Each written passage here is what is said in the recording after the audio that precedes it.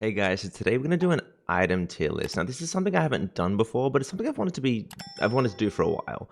So I'm gonna go through the items, let you know what I think about them, and maybe this will help you out in your ranked games, figuring out what items you want to be running. So first off, we have Eos Cookie. I'm gonna actually put this in the, I suppose, not horrible. I don't think it's particularly good. I just don't see a reason why you would run it. There are other defensive items that are just better options at the moment, and this item, even though it offers a lot of health, doesn't offer much else. Now, onto a defensive item that's very good, that would be Body Barrier. Now, I believe this is probably the best item in the entire game. Body Barrier is hands down a no-brainer pick. You cannot go wrong running this on any Pokemon, and most of the time you should be. It grants you a huge shield when you use a Unite move, and it's just such a beneficial item that not running it can feel almost like throwing in some situations. Next up, we have Assault Vest. Now, Assault Vest, ah, I guess not horrible. I would say situationally good if we had a draft mode. If you could see the other team had all special attackers, Assault Vest would offer some value, but seeing as though it only affects special defense, I just don't think it's too valuable an item, and I wouldn't really recommend it, but it does have a place, I suppose. Attack weight.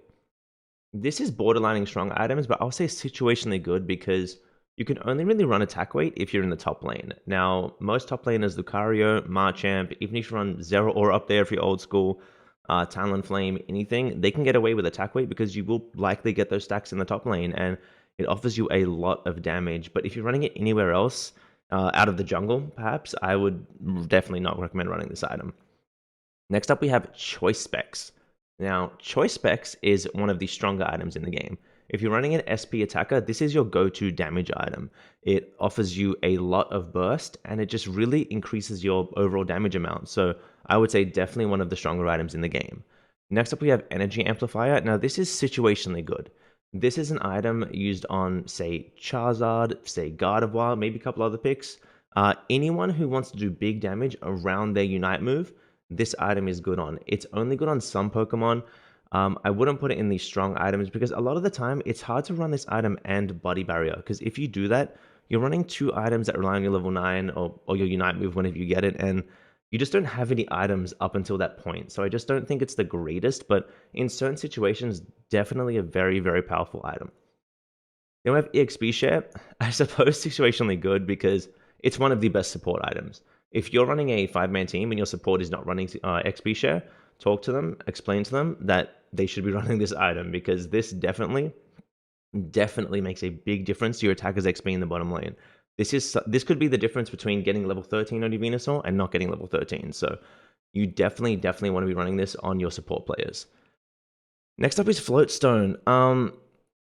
I'm gonna say don't use because it's so bad, but it can work on the Fly Talonflame build. I've tried it myself. I know other competitive players have as well, and it does have a little bit of a niche there. But other than that, just do not use this item. When the game came out, we all thought Floatstone was broken, and we now know that it just definitely wasn't. The cooldown is far too long, and the item just definitely needs some love. Next up, we have Focus Band. I will put this in. I think I'll put it in best items because defensive options, like these are the best two. These are the best two defensive options, and defensive items are just really, really strong in this game.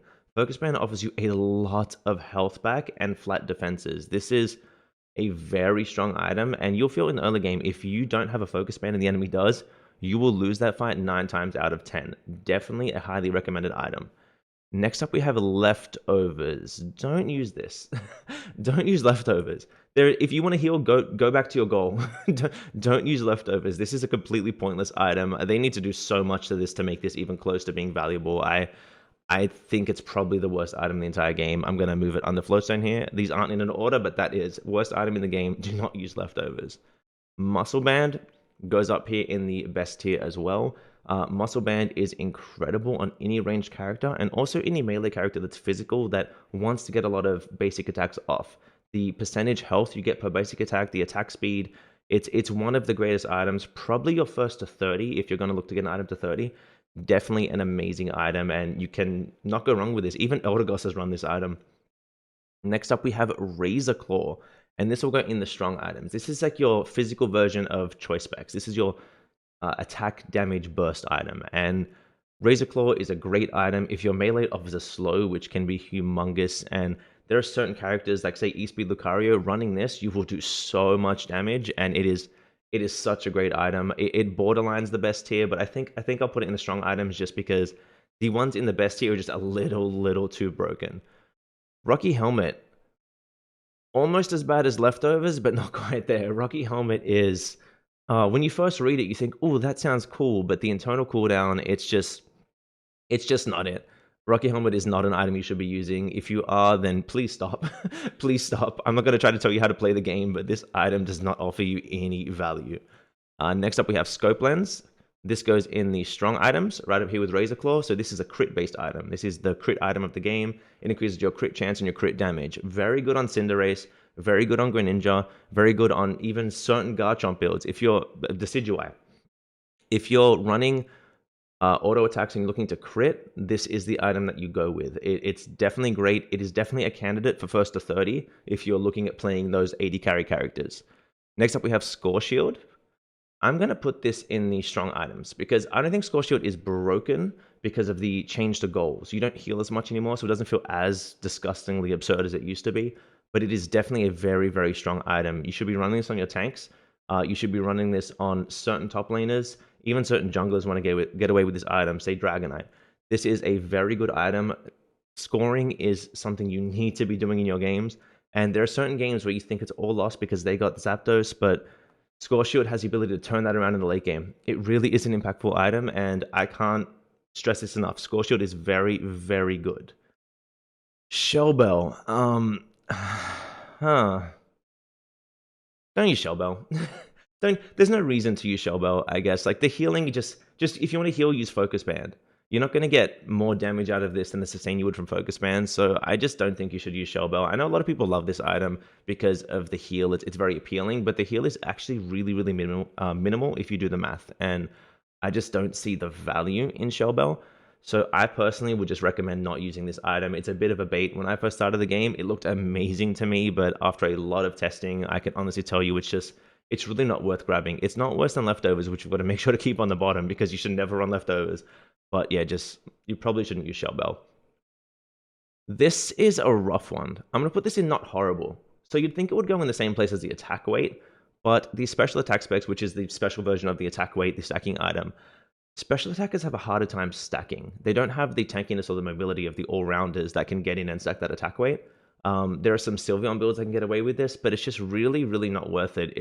There's better options, and even though this item can offer you a lot of damage, I just don't think it's worth running on most of your characters. And there are some certain builds, there's some Gengar builds that pop off with this item, and power to those builds, but it's definitely not high up on the list for me. Next, we have a weakness policy, which again is a situationally good item. This on certain all-rounders, this on Aegislash at the moment, I've been seeing some pretty good results.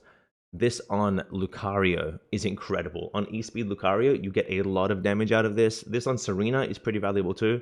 It has its moments where it's a very good item, and then it has its moments where it doesn't really do anything. So I would say definitely a situational item that offers a lot of value in those situations. Wise Glasses. I'm going to put it in not horrible. So if you're a special attacker, run Choice Specs. Run Muscle Band with that as well. If you really want that extra SP damage, then yes, run Wise Glasses. But the item itself needs some love. It's really not great, but it is better than a lot of these. I will move it up here. Maybe, if I can do it. You know what? You get it. I tried. Okay, so this is how the items look for me at the moment. I'm not sure how they look for you. Definitely let me know in the comments what you think of the items and the placement. I know I'm going to get a lot of people that love Shell Bell, so tell me your Shell Bell stories. Maybe you can change my mind. I'm not against having my mind changed. Before I go, a quick shout out to the members. I love you guys. You guys are amazing. Any support that you give me, it means so much to me, and I really cannot stress that enough. So as always, guys, thank you so much for watching. Don't forget to like, comment, and subscribe, and have a wonderful day.